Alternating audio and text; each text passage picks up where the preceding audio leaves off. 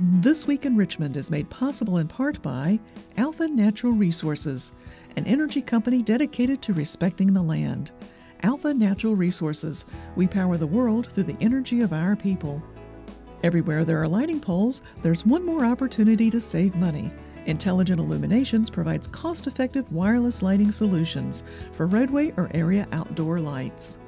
Kanawha Valley Arena, Virginia's cowboy town, hosts Civil War reenactments, ATV rodeos, mud bogs, diesel truck pulls, and high school rodeo finals. The Virginia Chamber of Commerce, the voice of the Virginia business community, working in legislative, regulatory, and political arenas to promote the free enterprise system. Additional support is provided by these sponsors.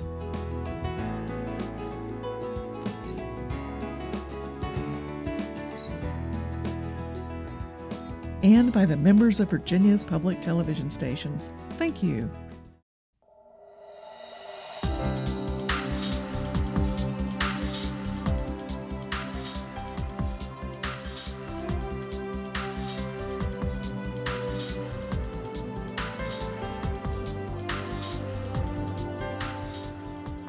Welcome to This Week in Richmond, and a very special welcome back to Speaker William J. Howell. Speaker Howell, we're delighted to have you back. As hopefully all of our viewers know, you were first elected in 1987, sworn in as Speaker in 2003. Just finished your 11th session, if I've counted them up correctly. Well, I didn't count any special sessions, but just at least 11 regular sessions. So, delighted to have an opportunity for you to inform our viewers about matters of the past session, and then we can look further back and then look forward too, if you'd like. But whatever you'd like. Yeah. I'm delighted to be here, David. So reflect, if you will, please, sir, on this past session, on how things went on some of the major initiatives. It was a good session. It was, of course, our short session, and ordinarily you don't think of short sessions as being one in which you can do a lot of very significant legislation, but in fact I think we did. The thing that probably has attracted the most conversation is our transportation package. The transportation package was very significant in the sense that it has created a source of continuing revenue for transportation infrastructure, and it's something that's been needed for quite some time. The last time I guess we raised transportation on a regular basis, transportation funding on a continual basis was back in 1986, I guess. And the gasoline tax, which was raised in 1986 to 17.5 cents a gallon, has remained constant for all of those years. Inflation has eroded the value of that money coming in, and inflation has also increased the cost of the materials. And so we were finding ourselves in a bit of a fix where by the year 2016 we were basically going to run out of money for maintenance. And what the Virginia Code requires then is you take the transportation construction money and put that into maintenance. So we would have had no money for new construction. And that was clearly a problem that we've been aware of for some time, but have been unable to do anything with. And it's pardon me, it's interesting, David. It's like what's been happening in Washington. They know they have a problem up there with their tremendous debt that they're generating, their infrastructure, the fact that we are nearly $17 trillion in debt at the federal level, and yet both sides won't do anything about it. One side says, well, we've got to cut entitlements. The other side says, well, we've got to raise taxes, and they won't compromise. And I was thinking about that, and I said, well, that's a bit like Richmond on the transportation side. One side wants to raise the gasoline tax. The other side wants to use general funds that are in the general budget for K-12 education, higher education, whatever, realizing that transportation is a core responsibility of the state government. We should use general funds for that. Well, we never got anywhere, and it occurred to me that we really needed to perhaps reach out, do some compromising. No one likes the word compromised anymore, but really that's the way you get things done in government these days. And like any compromise, there are things in the transportation bill that I like and things that I'm not crazy about. Certainly. But it was a true compromise, a true bipartisan effort. We had Republicans and Democrats vote for the final bill, and it was a House and Senate working together as well. And I think the people of Virginia can be proud of what we did, it's particularly when they compare it to what's happening in Washington, where you have gridlock. Yeah. Here we had a problem, we found a solution to it, and we addressed that problem. It's going to generate significant money over the years. It takes some money from the general fund, it takes some money from tax revenue increases, and in that sense, it's a compromise. And I think that it's a good example of how we can do things in Virginia when we work together. You know, over the past week, I've been seeing some articles about that great lady in England, Margaret Thatcher, and some of the commentators have talked about the fact that she said never compromise, never compromise. Well, it was delightful over the weekend, and you brought it back to my mind that some others, as they've studied it, said, well, no, she had her principles, but she knew at the same time you needed to work with others. Exactly. And so that she'd been painted a little wrong by those who would paint her as the Iron Lady who would say never, never, never compromise at all. Boy, she was firm with her principles. That's right. But she realized, I think, in order to get something done, you sometimes have to work across party lines and with more people. It was ironic, and we had a caucus meeting one time, and as you might imagine, there was a lot of discussion about the transportation package within the House Republican caucus. Some were in favor of it, some weren't. And one of the members was saying one day, I just wish we'd be more like Ronald Reagan, more like Reagan Republicans. And somebody else stood up and said, well, you know, Ronald Reagan doubled the federal gasoline tax when he was president. And a lot of people forget that. But right. Ronald Reagan, who was a wonderful president, stuck to his principles, but realized at times. And he said his reasoning for raising taxes, the federal gasoline tax, were a lot of the same reasons that we had today. The interstate highway system, which was built under President Eisenhower in 1956, started in 56, was crumbling in places. It needed additional money, and we had the same problem here in Virginia. We just had to address it. And Ronald Reagan said to let this system crumble and destruct would be intolerable. We have to do something to maintain that system. Well, I think the people of the Commonwealth, many of whom already are expressing their thanks. I think others will as time goes by, because I tell you, here in Central Virginia, you don't have to travel very far east, west, north, or south and see interstate highways that need to be repaired. That money needs to be there. Right. And so I think it's going to be good. I was thinking, as you mentioned, it was 1986, the last tax increase. That was even before you were elected. Yes, it was, yeah. And if you look at the members of the House and the Senate, that was before most of them were elected. Most of them. Right. If in this next session in 2014, there will be only one member of the House who was elected in 1986, who was serving in 1986, Ken Plum. He'll be the most senior delegate now with Lacey Putney retiring, and of course with Lacey Putney you could go back to the Stamp Act. You know, just that's right. He was there forever. Right. Well, and I hadn't mentioned, but right now at this point in time, 2013, you're fifth in seniority in the House, and with others even retiring, that looks to be number two. That's right. Yeah. Number two in seniority, with Ken Plum, like you say, being the only one. Yeah. Who was around when gasoline tax was increased way back in 1986. Yeah. You know, as I was reflecting on the work that you did, your leadership on working with the governor and working with your own party and working across party lines to get that accomplished, I had a flashback to 4 years prior to that, when you worked with a former governor on a compromise bill that got smoke out of restaurants. And some people at that time thought that was going to cause the hospitality business to fall and everything to crumble. Right. And I think that in the 4 years since then, we've become very accustomed to be able to go into restaurants and people who want to smoke on the outside, but not on the inside. Well, you know, David, I was opposed to that bill for the longest time, because I kind of felt that if I own a restaurant, if it's my investment, my money, I ought to be able to set the parameters of what you can and can't do within there. I have a good friend back home who I go walking with every Saturday morning. There's a group of us that walk through Fredericksburg, And he used to give me the hardest, he's a physician, and he used to give me the hardest time about it. And he finally convinced me that we really did need to do something. And I was a little apprehensive about the effects of it when I came back home, what some of my restaurateurs would say. And there was a particular restaurant that's a very popular restaurant in Fredericksburg, and they have a bar where you'll see a lot of people smoking in there from time to time. And I thought, oh boy, he's going to be angry with me. And I went in there, and he said, "Oh, Bill, I could give you a hug." He said, "I've been trying to do that for 15 years, and I haven't been able to do it, and you did it for me. Yeah. Thank you."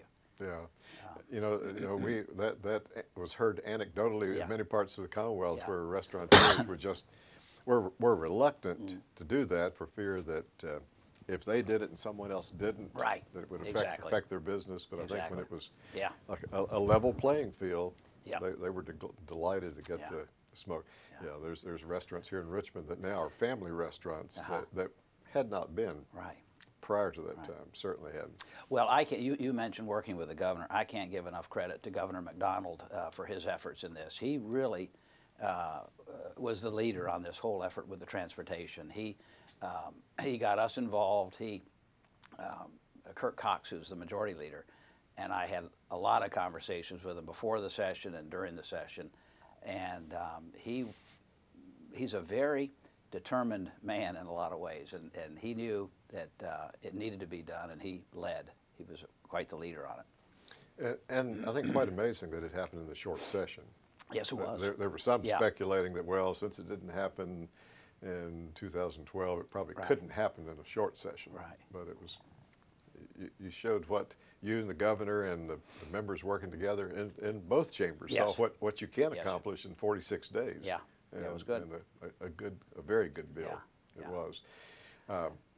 With that being certainly the major bill of the session, are there others that come to your mind from the 2013 session that you're particularly proud that you all acted on? Yeah, certainly. It was a very good session in a lot of ways besides the transportation effort. Probably one of the most significant were the K-12 reforms that, again, were introduced by the governor. He had been working on this for 6 months prior to the session. He formed a bipartisan commission that looked at reforms that could be made in kindergarten through 12th grade education. And pretty much all of his package passed both the House and the Senate, and now he is signed into law. And that's very significant. I think if I were to characterize Governor McDonald's 4-year tenures, or 4 legislative years, the one word I would use would be reform, because we have done a lot to reform K-12 education, now transportation spending, higher education. In 2012, we had significant legislation on higher education in our colleges and universities. One of the reforms that we have made during his term, which I think is incredibly significant over the long term, is the VRS, the pension reform that we've been able to make. The Virginia state retirement system, like a lot of state retirement systems all over the country, is old-fashioned in the sense that it's a defined benefit plan where people work for so many years and the last so many years of their salary are computed, and they determine what their benefit's going to be based on that final salary for the rest of their lives. And this is, now people are living to be 80 and 90. It's sort of somewhat unsustainable.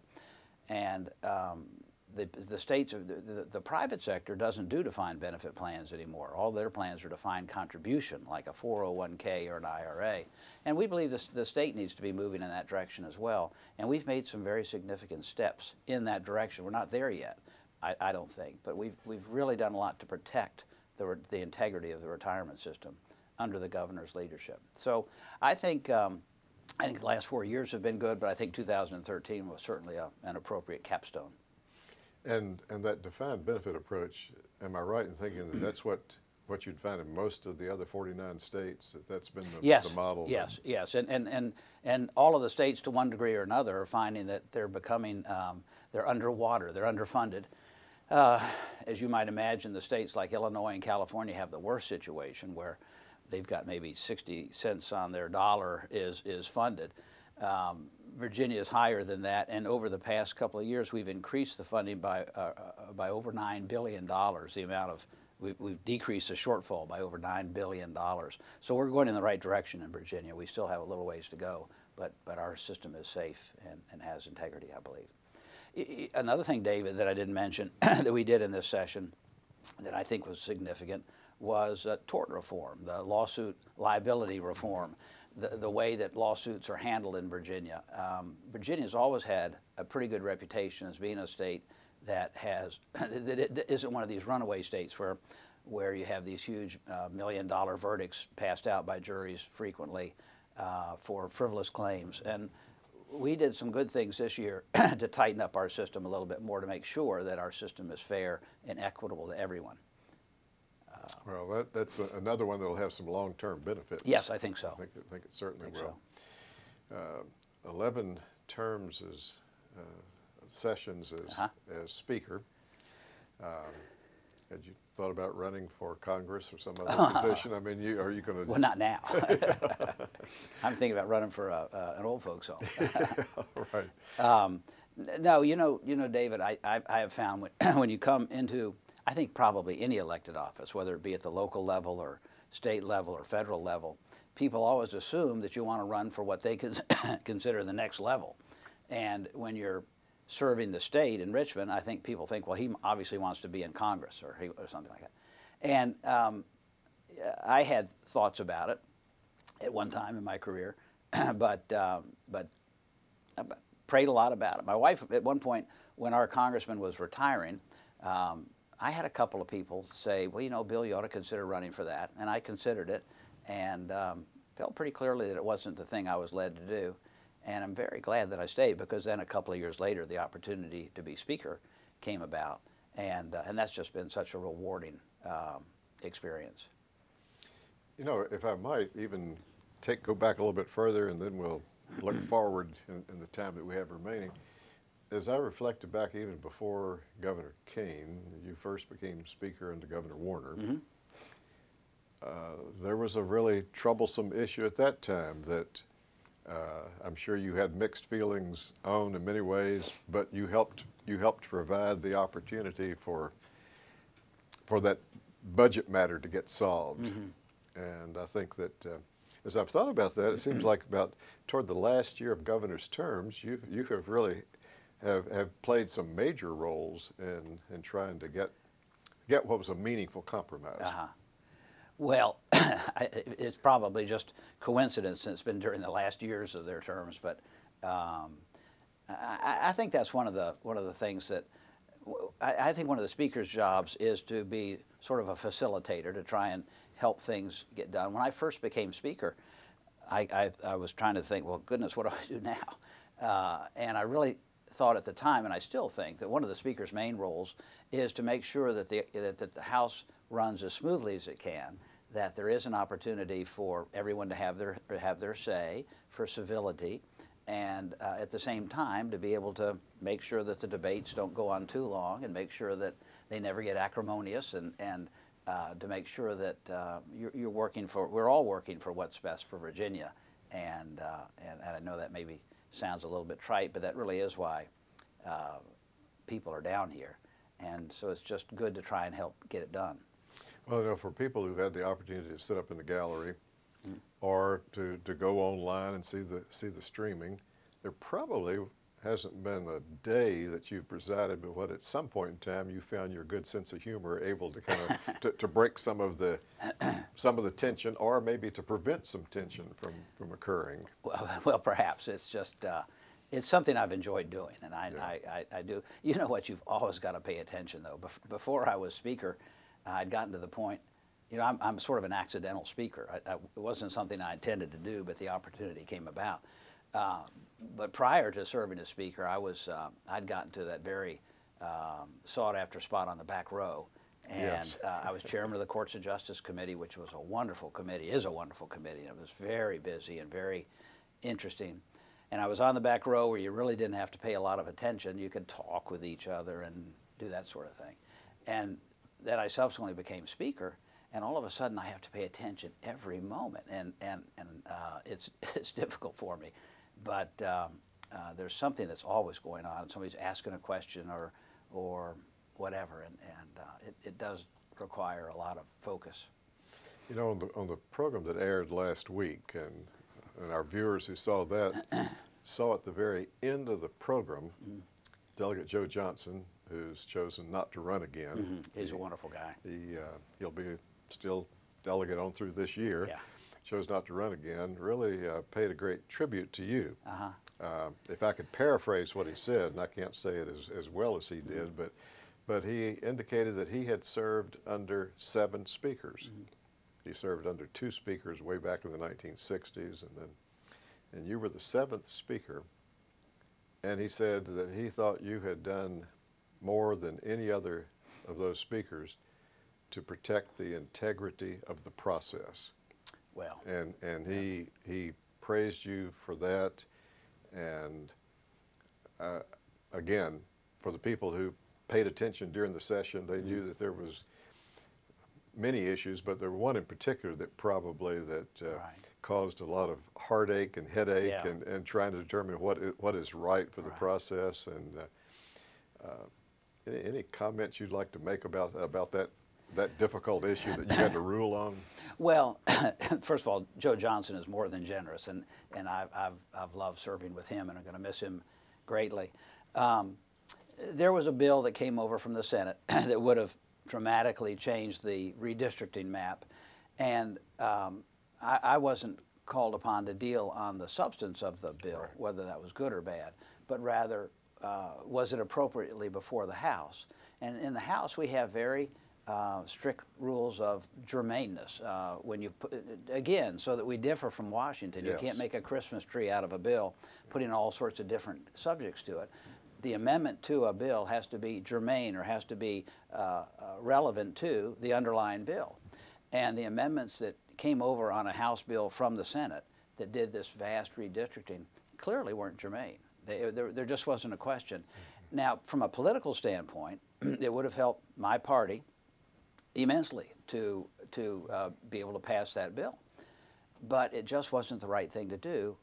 Again, substance aside, it just wasn't properly before the House.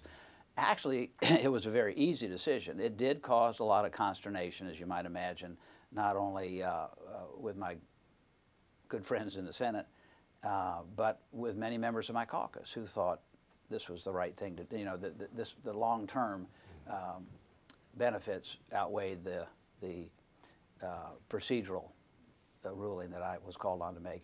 I didn't think so. I thought that the ends don't really necessarily justify the means, and this clearly wasn't a germane issue, and so really it was a relatively easy thing to do from that standpoint. It was the right thing to do.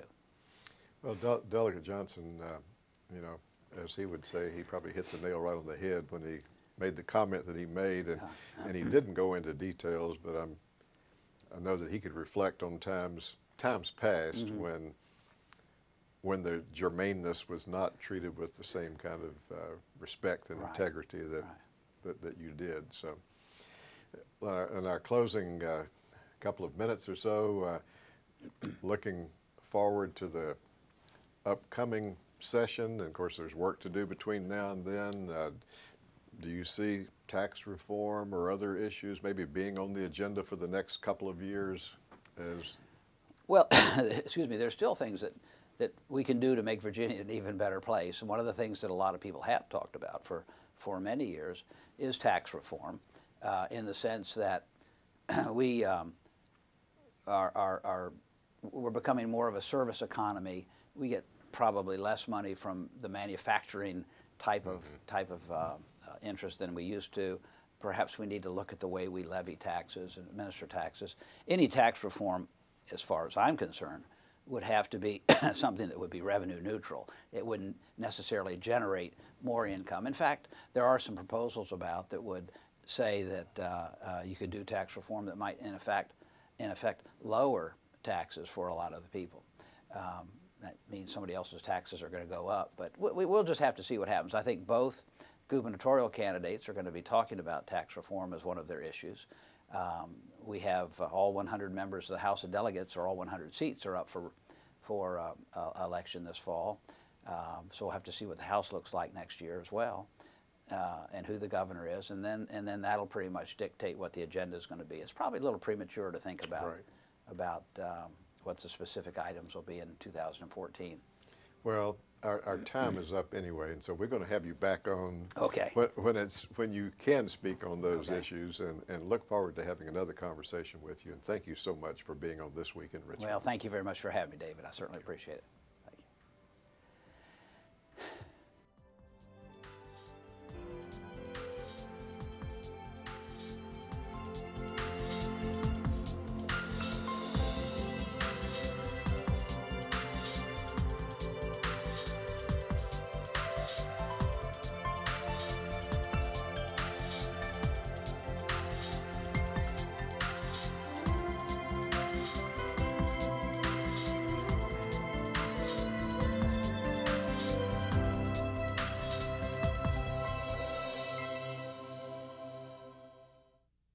This Week in Richmond is made possible in part by Alpha Natural Resources, an energy company dedicated to respecting the land. Alpha Natural Resources, we power the world through the energy of our people. Everywhere there are lighting poles, there's one more opportunity to save money. Intelligent Illuminations provides cost-effective wireless lighting solutions for roadway or area outdoor lights. Kanawha Valley Arena, Virginia's cowboy town, hosts Civil War reenactments, ATV rodeos, mud bogs, diesel truck pulls, and high school rodeo finals. The Virginia Chamber of Commerce, the voice of the Virginia business community, working in legislative, regulatory, and political arenas to promote the free enterprise system. Additional support is provided by these sponsors.